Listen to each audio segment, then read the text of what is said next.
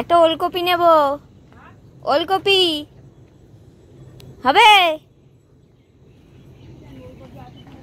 হ্যাঁ, অনেকটা ছোট, অনেকটা ছোট।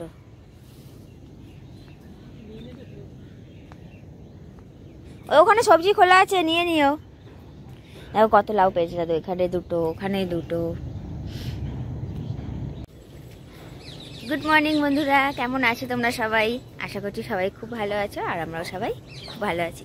দাদুর বাগানে এসেছিলাম ওলকপি নেওয়ার জন্য। দাদু আমাকে বলে রেখেছিল যেদিন খাবে আমাকে বলবে দেবো, আর ভেবো না যেমনি নিই, টাকা দিয়েই নিই, বুঝলা? তো দাদু বলছে কি, কালকে দাদু ছেলে এসেছিল, বড় বড় হয়ে গেছিলো যে ওলকপিগুলো, ওগুলো নিয়ে চলে গেছে। এখন দু তিনটা আছে এরকম ছোট ছোট। ছোট নিয়ে এলাম নেই, ওই নিলাম, আবার যখন একটু বড় হবে তখন নেবো। হ্যাঁ, তোমাদের অনেক স্বাগত। হ্যাঁ, আরও একটা নতুন ব্লগে অনেক স্বাগত। আজকে রান্না হবে কি বলতো, মিক্স সবজি দিয়ে। এর মধ্যে আছে কি, ফুলকপির ডান্ডাগুলো হয় না, ফুলকপির ডান্ডা, মূলো, গাজর, আলু, সবজি চচ্চড়ি হবে, আর ডিমের ঝাল হবে। আর আমি সকাল সকাল নিয়ে নিয়েছি একটা গতকালের পরোটা। আচ্ছা, বাসি লুচি পরোটা দিয়ে চা খেতে খুব ভালো লাগে।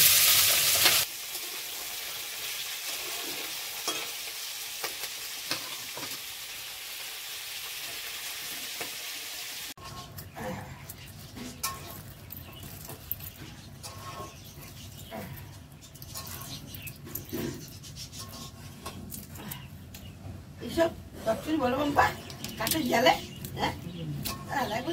দিয়ে বসিয়ে দাও। কালকে দেখেছিলে না, লাল শাকের দানাগুলো তুলেছিল, দেখো কত সুন্দর ছোট ছোট। আজকে সকালে মাটিটা কুপিয়ে দিয়েছে, দিয়ে ছড়িয়ে দিচ্ছে, আবার হবে, একদম লাল শাক ভরে যাবে।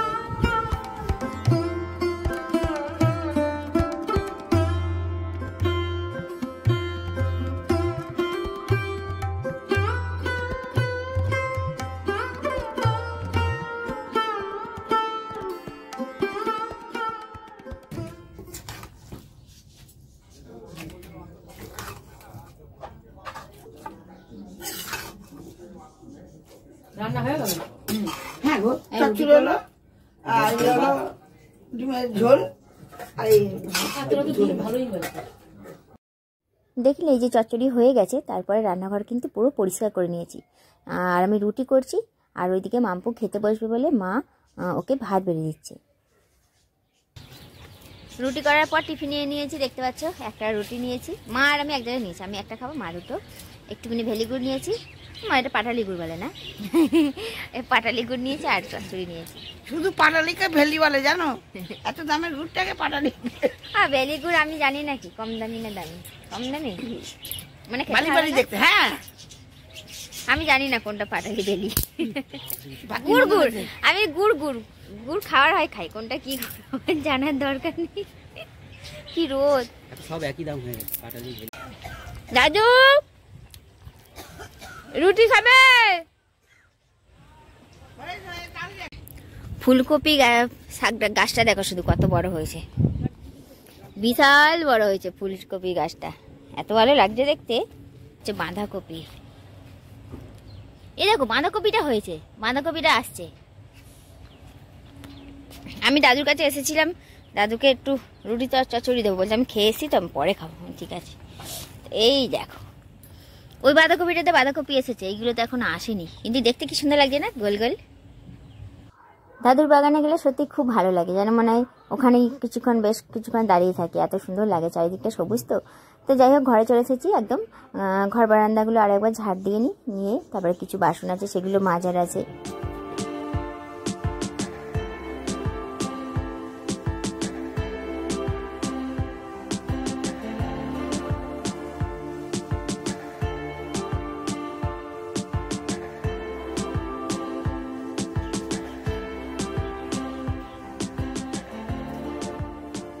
সব কাজ হয়ে গেছে বুঝলে, শুধু বাসন মাজা বাকি আছে।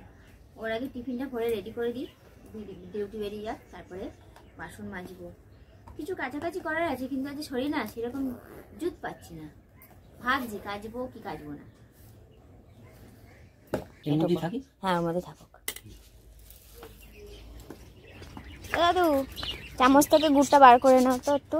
হ্যাঁ চামচ থেকে তুলেছি তো ওরকমভাবে রেখে দিচ্ছি।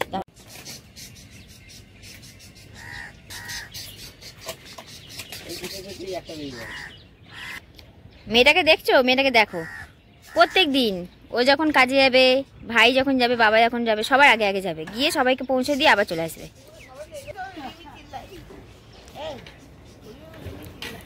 টাটা। ও যতক্ষণ না কাজে বেরোচ্ছে আমার কোনো কাজ যেন এগোতেই চায় না। মানে করব একটা করতে করতে থেমে যাচ্ছি, এরকম ব্যাপার। ওকে ওই জন্য বললাম তুমি যাও তো তাড়াতাড়ি করে কাজে, তুমি গেলে তবেই আমি কাজে হাত দিতে পারবো। তো যাই হোক, ও কাজে চলে গেছে। আর বাকি যে কাজগুলো আছে ঝটপট করে নিই, মানে বাসন মাজবো এই আর কি।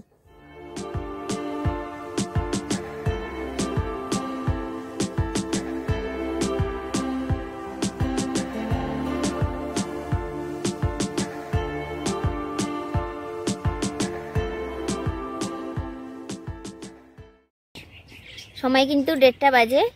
আর বেড়ে নিয়েছি খাবার, ডিমের ঝোল, চচ্চড়ি আর ধনেপাতা চাটনি। আর সেই রবিবারে চাটনি ছিল একটু টমেটো চাটনি, সেটাও নিয়ে নিয়েছি। আর মা দেখো শুধু ধনেপাতা দিয়ে খাবে, তরকারি আর কিচ্ছু নেই। যবে থেকে ঠান্ডার আমেজটা পড়েছিল তবে থেকেই কিন্তু আমি আর মা এরকম উঠোনে বসেই খাই প্রত্যেক দিন। তোমরা যারা রোজ ভিডিও দেখো তারা তো দেখোই, ঘরে না খেতে ভালো লাগে না জানো তো।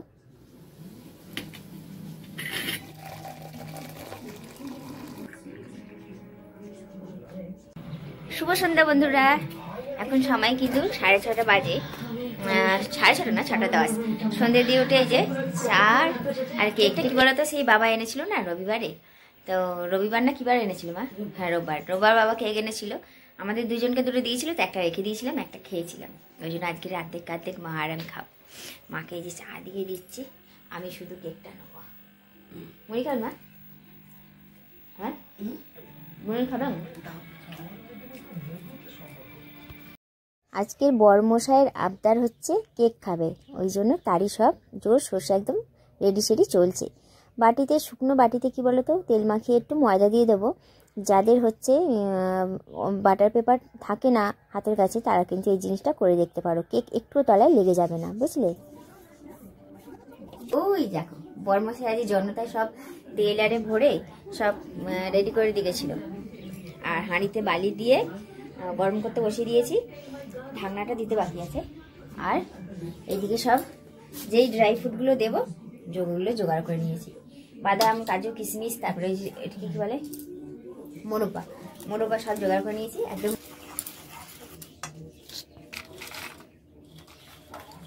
তলায় নুন আছে না, বাদাম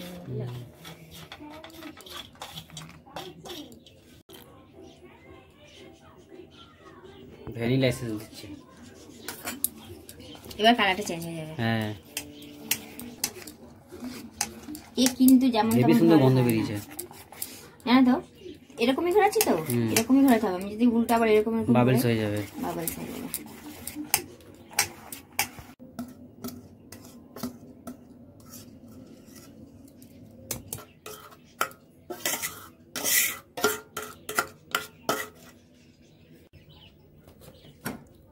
হাতে ছাঁকা লাগলে একদম জান বেরিয়ে যাবে। ব্যাস, জয় মা। হোক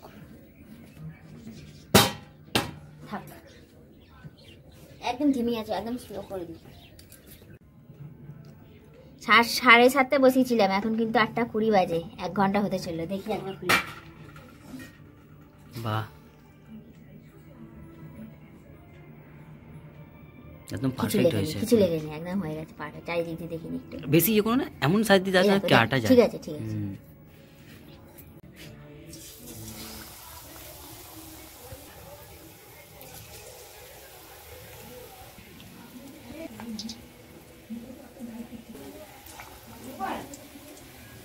এখন ঘড়ির কাটা কিন্তু 10টা বাজে, 10:10। কেক কিন্তু অনেকক্ষণ আগে হয়ে গেছে। কেক নামিয়েছি তখন কটা বাজে? 8:20।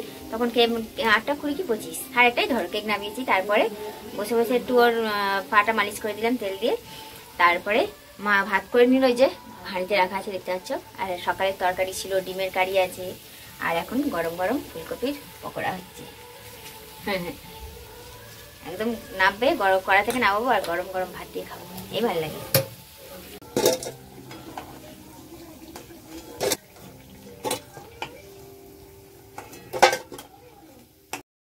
এটা কিন্তু পরের দিন সকালের একটা ভিডিও ক্লিপ তোমাদের সঙ্গে শেয়ার করছি, কারণ কেকটা গরম ছিল বলে রাত্রিবেলা আর কেটে তোমাদের দেখাইনি। এটা হচ্ছে পরের দিন সকালবেলায় বড়মশাই কাজে যাবে, তখন ও নিজে হাতে কেকটা বার করে কেটেছে। আর কাটা দেখে বুঝতেই পারছো কেকটা কিন্তু একদম কতটা স্পঞ্জি হয়েছে। আমি ভাবতে পারিনি যে এতটা স্পঞ্জি হবে, কারণ আমি যখনই কিছু আশা করি দেখি তার বিপরীত হয়। আমি এবারে কিন্তু কেক বানানোর সময় কোনো আশা রাখিইনি, ওই জন্যই হয়তো একদম পারফেক্ট কেকটা আমি মানে বানাতে পেরেছি। তো যাই হোক, ব্লগটা তাহলে এখানে শেষ করলাম, আগামীকাল দেখা হবে। সবাই খুব ভালো থেকো, টাটা।